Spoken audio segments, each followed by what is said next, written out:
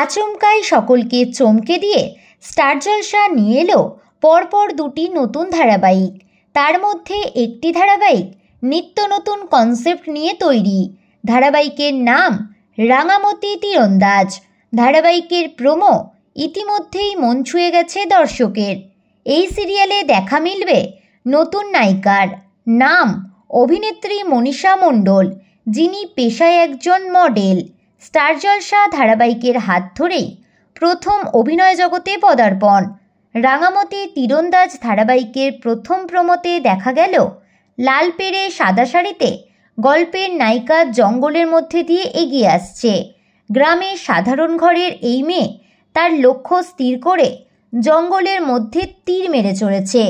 ফের আবারও নারী কেন্দ্রিক ধারাবাহিক নিয়ে আসছে ট্রেন্ড সিনেমা প্রোডাকশন হাউস।